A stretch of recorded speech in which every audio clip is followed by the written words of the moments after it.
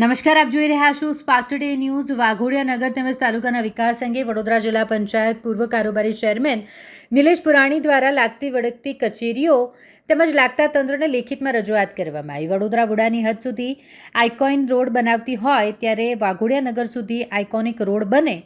ભવિષ્યમાં મેટ્રો ટ્રેનની સંભાવના સાથે વાઘોડિયા નગર સુધી આઇકોનિક રોડ બનાવવામાં આવે તે માટે ભૂતકાળમાં કારોબારી અધ્યક્ષ તરીકે નિલેશભાઈ પુરાણીએ લેખિતમાં ઠરાવ કરી અનેક જગ્યાએ સરકારમાં રજૂઆતો કરી હતી. તેમજ વાઘોડિયા નગરમાં ગાયકવાડ શાસનથી સમગ્ર બજારમાં ઘણી બધી મિલકતો સત્તા પ્રકારના પ્રશ્નો લઈને જે માલિકી હકના પ્રશ્નો ઊભા થયા છે, જેના નિરાકરણ માટે સરકારશ્રીમાં વારંવાર રજૂઆત કરતાં સરકારમાંથી સૂચન કરવામાં આવ્યું કે સ્થાનિક કક્ષાએ આ અંગેનો અહેવાલ મોકલવામાં આવે, જેથી અમે નગરપાલિકાને વિનંતી કરીએ છીએ કે આ અંગેના અહેવાલ નગરપાલિકાના ઠરાવ સહિત તાત્કાલિક ધોરણે પ્રાંત અધિકારી તેમજ કલેક્ટર મારફતે સરકારમાં મોકલવામાં આવે. આ બંને મુદ્દાને લઈને વડોદરા જિલ્લાના પૂર્વ કારોબારી ચેરમેન નિલેશભાઈ પુરાણીએ લેખિતમાં લાગતા વળગતા તંત્રને અધિકારીઓને રજૂઆત કરી છે.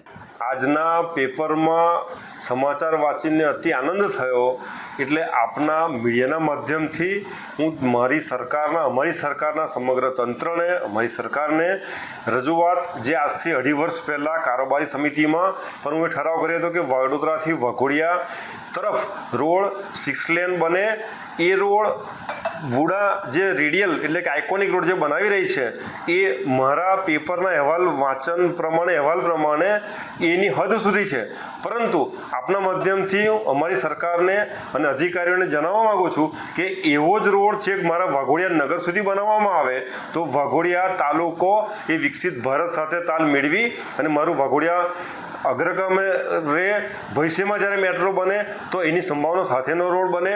અને હું તમામ મારા માન્ય ધારાસભ્યશ્રી, સંસદ સભ્યશ્રી અને સરકારમાં રજૂઆત ભૂતકાળમાં પણ કારોબારી સમિતિના અધ્યક્ષ તરીકે કરેલ છે, ફરી પણ કરવાનો છું. એટલે એ રોડ છેક વાઘોડિયા સુધી લાવવામાં આવે.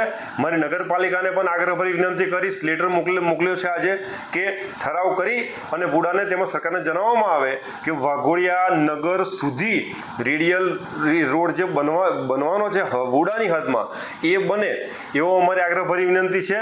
તેવી જ બીજી એક મજબૂત રજૂઆત એવી છે કે ગાયકવાડી શાસનથી અમારા વાઘોડિયાની અંદર સત્તા પ્રકાર બ ની મિલકતો છે.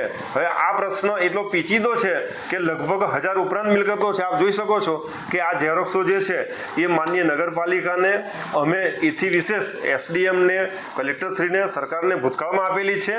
અત્યારે જ્યારે વાઘોડિયા નગરપાલિકા અસ્તિત્વમાં છે તો હું નગરપાલિકાને આપના માધ્યમથી જણાવું છું ને આ ભૂતકાળમાં તમામ ઝેરોક્સો આપેલી છે કે એ તમામનો અહેવાલ હું જ્યારે ગુજરાત સરકારમાં રજૂઆત કરી હતી તો માન્ય મેળા સાહેબ જે આપણા મહેસૂલ મંત્રીશ્રી છે એમના પીએ મને જણાવેલું હતું કે નીચેથી અમારી પાસે નિલેશભાઈ અહેવાલ આવે તો એનો કંઈ સરકાર નિર્ણય લે.